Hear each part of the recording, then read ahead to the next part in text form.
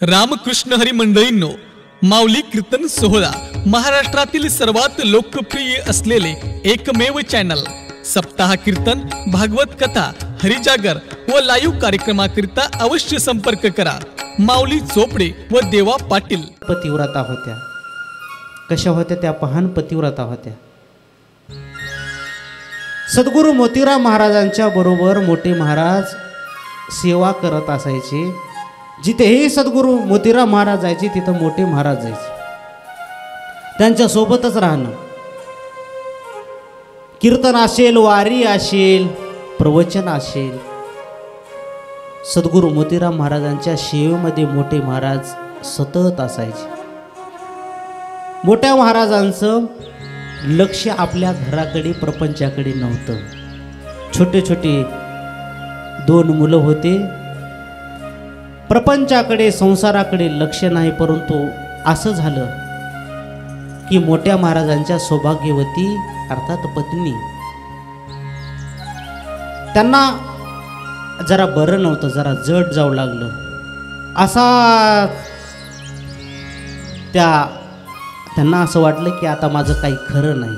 गावातील व्यक्तींना जवळ बोलवलं आणि म्हटले की जा, माझे मालक कुठं आहेत?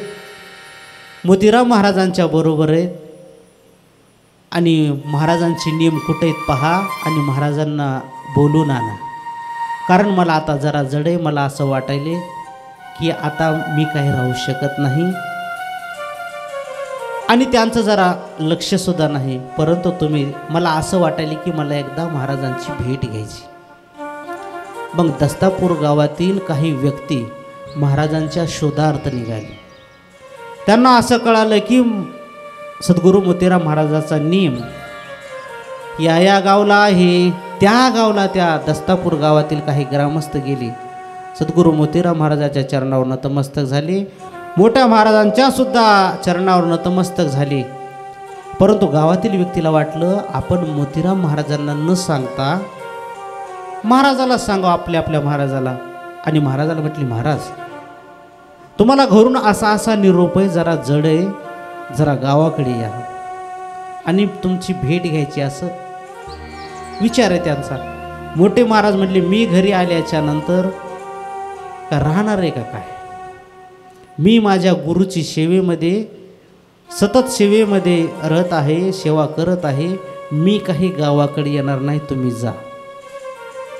आता गावातील व्यक्तींना वाटलं महाराज आता काही ऐकत नाही.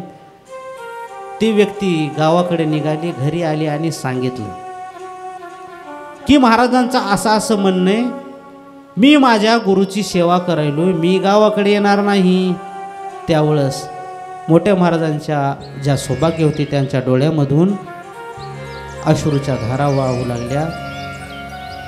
परंतु त्यांनी विचार केला की मी माझ्या मालकाची आता शेवटची का होईना पण भेट घेतलीच पाहिजे.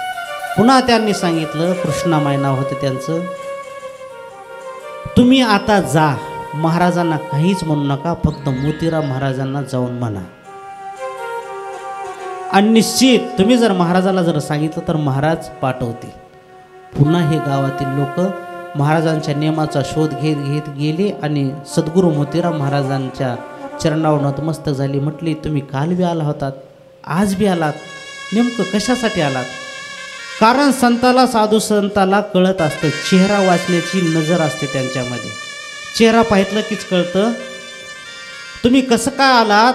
तर त्यावेळेस त्यांनी सांगितलं, महाराज मोठ्या महाराजांच्या सौभाग्यवती ज्या आहेत त्यांना जरा जडे आणि त्यांनी असा आम्हाला निरोप पाठवला आहे की मला एकदा भेट घ्यायची, त्यांना गावाकडे पाठवा. ठीक आहे म्हटले. महाराजांना आवाज दिला. महाराज आले, हात जोडून समोर उभा टाकले. म्हणले, महाराज काय आज्ञा आहे? म्हणले, एकदा गावाकडे जाऊन यावं. 2 दिवस झालं माणसे यायलीत. म्हटले, गावाकडे जाऊन यावं. आता गुरुनं आज्ञा दिली. मोठे महाराजांना राग आला. बरं, पण राग व्यक्त केला नाही तिथं. यांच्या सोबत आले आणि जसंही आपल्या घराच्या समोर आले, चौकटीतूनच आवाज दिला, दारातूनच आवाज दिला, मी माझ्या गुरुची सेवा करायलोय आणि तू का आडवी यायलीस? मी या वारकरी संप्रदायाची सेवा करायलो, मी माझ्या गुरुची सेवा करायलो आणि तू मला आडवी यायलीस का आडवी यायलीस? त्यावेळेस त्या म्हटल्या, मालक फक्त एकदा घरात या, चौकटीतून काम बोलायला, फक्त एकदा घरात या, मला दर्शन द्या, याच्यानंतर तुम्हाला कधीच मी आडवी येणार नाही. मोठे महाराज घरात गेले आणि त्यांनी त्यांच्या चरणावर नतमस्तक झाले आणि आपला प्राणच देऊन टाकला, आपला देह समर्पित करून टाकला सद्गुरू मारुती महाराजांच्या चरणावर. याला पतिव्रता स्त्री मानतात.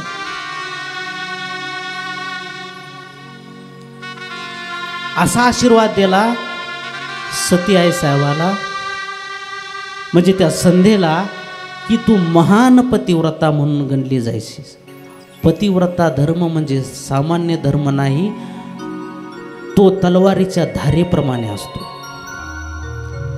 आणि पतिव्रता स्त्रीचा आपल्या देवावर सुद्धा तिची सत्ता चालत असते. साधने तरी हीच दोन्ही, जरी कोणी साधील, परद्रव्य परनारी याचा धरी विटाळ. म्हणून आपण दुसऱ्याच्या धनावर आणि दुसऱ्याच्या स्त्रीवर कधी वाईट नजरेनं पाहू नये. परधन मिट्टी सब जानिये, परस्त्री मातू समान, फिर भी हरी न मिले तुलसीदास जमान. तुलसीदास स्वामी म्हणतात, गोस्वामी तुलसीदास महाराज, दुसऱ्याचं धन हे माती समान समजावं आणि दुसऱ्याची स्त्री ही माती समान समजावी. आणि असा जो कोणी समजेल त्याला जर जगामध्ये जर देव प्राप्त जर झाला नाही तर त्याची जमान मी घेणार आहे, जामीन मी घेणार आहे. मग भगवान शंकराने तिला सांगितलं संध्येला की तू अशी महान पतिव्रता